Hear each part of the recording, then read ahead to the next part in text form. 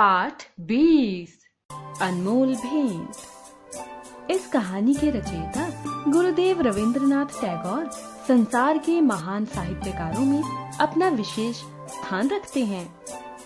रायचरण से अनुकूल बाबू का बच्चा खो जाता है तो सब उस पर तरह तरह के इल्जाम लगाते हैं। अंत में रायचरण अपने बच्चे को अनुकूल बाबू का बच्चा बताकर अनुकूल बाबू को बच्चा देकर चला जाता है। प्रस्तुत कहानी में लेखक ने बच्चे के प्रति माता पिता के स्नेह का मार्मिक चित्रण किया है।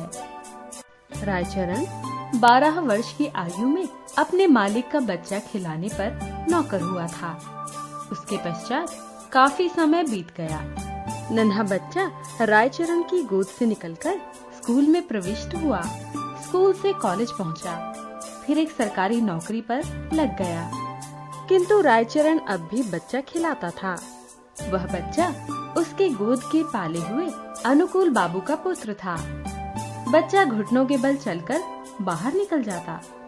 जब रायचरण दौड़कर उसे पकड़ता तो वह रोता और नन्हे नन्हे हाथों से रायचरण को मारता।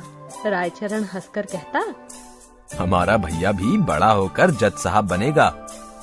जब वह रायचरण को चन्ना कहकर पुकारता तो उसका हृदय बहुत हर्षित होता। वह दोनों हाथ जमीन पर टेककर घोड़ा बनता और बच्चा उसकी पीठ पर सवार हो जाता।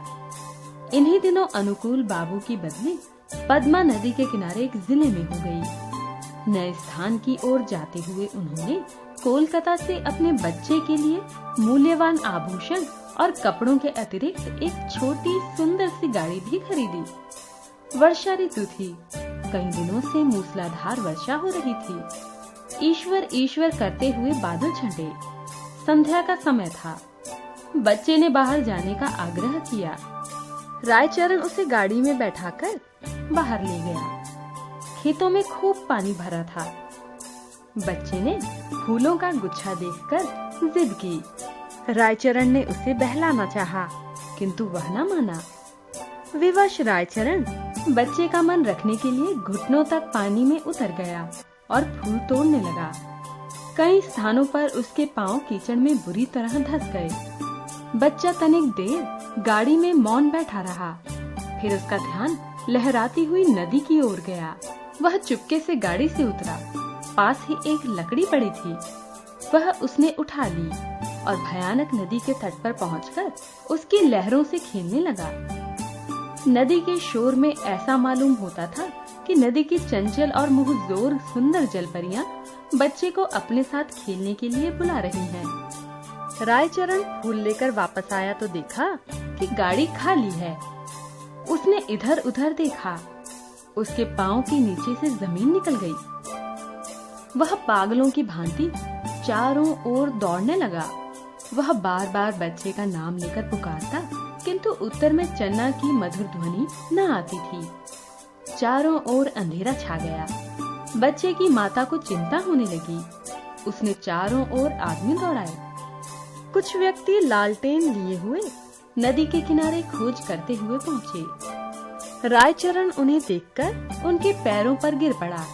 उन्होंने उससे प्रश्न करने आरंभ किए, किंतु वह हर प्रश्न के उत्तर में यही कहता रहा, मुझे कुछ नहीं मालूम। यद्यपि प्रत्येक व्यक्ति की यही सम्मति थी कि छोटे बच्चे को पद्मा नदी ने अपने आंचल में छिपा लिया है, किंतु फिर भी हृदय में अनेक प्रकार की शंकाएं उत्पन्न हो रही थीं। एक यह कि उसी संध्या को निर्वासितों का एक समूह नगर में आया था और माँ को यह संदेह था कि रायचरण ने कहीं बच्चे को निर्वासितों के हाथों ना बेच दिया हो। वह रायचरण को अलग ले गई और उससे विनती करते हुए कहने लगी, रायचरण, तुम मुझसे जितना रुपया चाहे ले लो, परंतु परमात्मा के लिए मेरी दशा पर तरस खाकर मेरा बच्चा मुझे वापस कर दो। परंतु रायचरण कुछ उत्तर न दे सका। केवल माथे पर हाथ मारकर मौन हो गया। स्वामिनी ने क्रोध और आवेश की दशा में उसे घर से निकाल दिया। अनुकूल बाबू ने पत्नी को बहुत समझाया, परंतु माता के हृदय की शंकाएं दूर न हुई।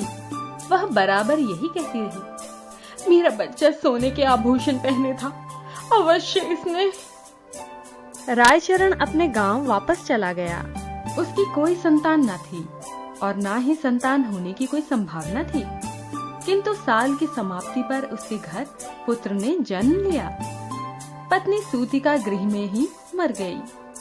घर में एक विधवा बहन थी। उसने बच्चे के पालन पोषण का भार अपने ऊपर लिया। जब बच्चा घुटनों के बल चलने लगा, वह घर वालों की नजर बचाकर बाहर निकल जाता। रायचरण जब उसे दौड़कर पकड़ता तो वह चंचलता से उसको मारता था। उस समय रायचरण के नेत्रों के सामने अपने उस नन्हे मालिक की सूरत आ जाती जो पद्मा नदी की लहरों में लुप्त हो गया था। बच्चे की जबान खुली तो वह पिता को बाबा और बुआ को मामा इस ढंग से कहता था कि जिस ढंग से रायचरण का नन्हा मालिक बोलता था। रायचरण उसकी आवाज से चौंक उठता। उसे पूर्ण विश्वास था कि नन्हे मालिक ने उसके घर में जन्म लिया है। इस विचार को निर्धारित करने के लिए उसके पास दो प्रमाण थे। एक तो यह कि फलन नन्हे मालिक की मृत्यु के थोड़े ही समय बाद पैदा हुआ, जबकि उसकी पत्नी वृद्ध हो गई थी और संतान उत्पत्ति की कोई आशा नहीं थी। दूसरा यह कि बच्चे के बोलने का ढंग और उसकी संपूर्ण भाव भंगिमाएं नन्हे मालिक से मिलती जुलती थीं। वह हर समय बच्चे की देखभाल में लगा रहता। उसे भय था कि उसका नन्हा मालिक फिर कहीं गायब न हो जाए। वह बच्चे के लिए एक गाड़ी लाया और अपनी पत्नी के आभूषण बेचकर बच्चे के लिए आभूषण बनवाए। वह उसे गाड़ी में बैठाकर प्रतिदिन घुमाने के लिए बाहर ले जाता था। धीरे धीरे समय बीतता गया। बच्चा अब सयाना हो गया, परंतु लाड प्यार में वह बहुत बिगड़ गया था। किसी से सीधे मुंह बात न करता था। गांव के लड़के उसे लाट साहब कहकर छेड़ते थे। जब लड़का पढ़ने योग्य हुआ तो रायचरण अपनी थोड़ी सी जमीन बेचकर कोलकाता आ गया। उसने दौड़ धूप करके नौकरी खोजी और फलन को स्कूल में दाखिल करा दिया। उसे पूर्ण विश्वास था कि फलन बड़ा होकर अवश्य जज बनेगा। फलन अब 12 वर्ष का हो गया था। अब वह खूब पढ़ लिख सकता था। उसका स्वास्थ्य व शक्ल सूरत भी अच्छी थी। उसे बनाव श्रृंगार की बहुत चिंता रहती। जब देखो दर्पण हाथ में लिए बाल बना रहा होता। वह अपव्यय भी बहुत था।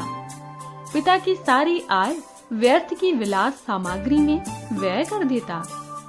रायचरण उससे प्रेम तो पिता की भांति करता, किंतु प्रायः उसका बर्ताव उस लड़के से ऐसा ही था जैसे मालिक के साथ नौकर का होता है। उसका फलन भी उसे पिता न समझता था और रायचरण स्वयं को फलन का पिता प्रकट न करता था।